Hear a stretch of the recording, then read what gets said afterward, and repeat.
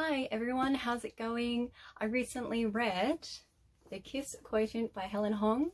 I gave it 5 out of 5 stars. I really enjoyed this book. It was absolutely amazing and really wholesome. So I'm just going to quickly get into the synopsis before I get into my non-spoiler review.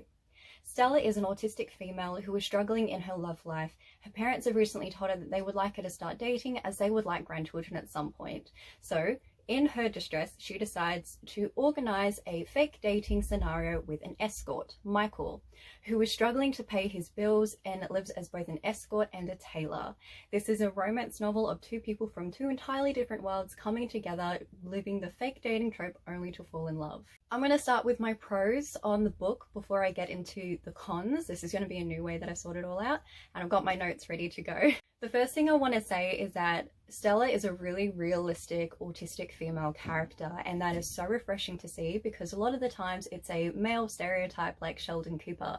I love the character. She is witty and fun, and she doesn't fall into the stereotype, which is absolutely amazing to see because we don't really see that all that often. I think it could be a really good educational tool for kids well, not really kids because it is 18 plus, for young adults and new adults to see what it is like to live as an autistic person and see what life can be like for them. There's also lots of Asian representation in this as well. It doesn't fall into any stereotypes or fetishization. I'm quite sure it even talks about it at some point.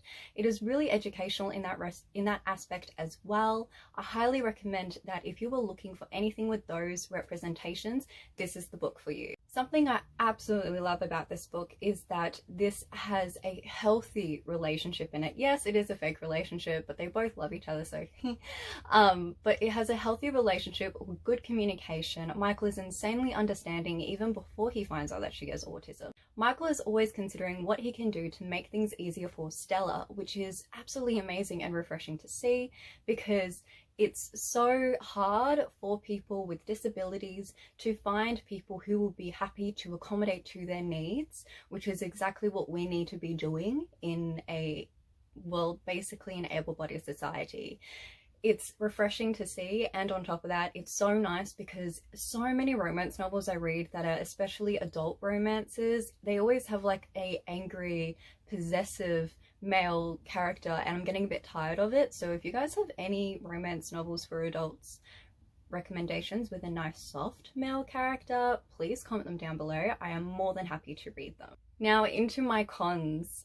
The first one I have is repetitive writing in Michael's point of view. Michael struggles a lot with his past and him fearing of being like his father. He also struggles that he's not good enough for Stella because he believes he's just an escort.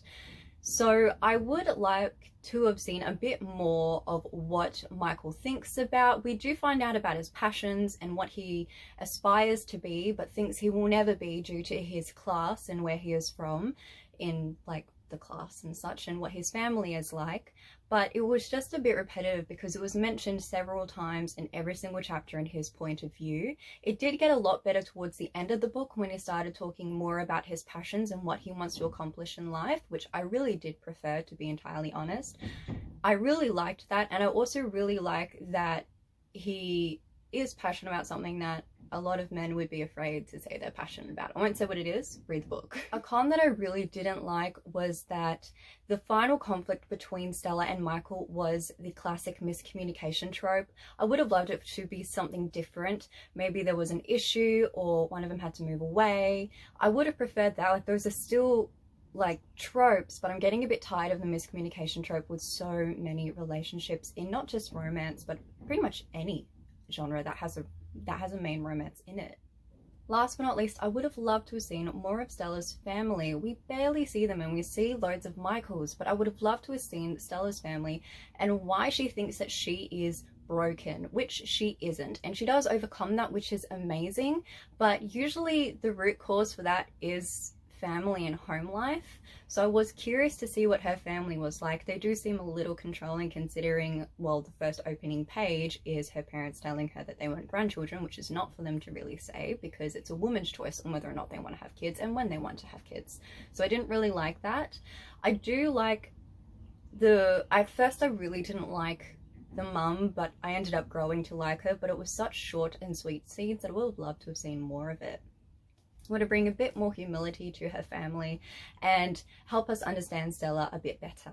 Those were all of my thoughts on The Kiss Quotient by Helen Hoang. I would love to hear all of your thoughts on it. If you could please let me know in the comments if you liked it, if you didn't like it. I am more than happy to hear it. Anyway, have a lovely day or night. I am not good at outros, and goodbye.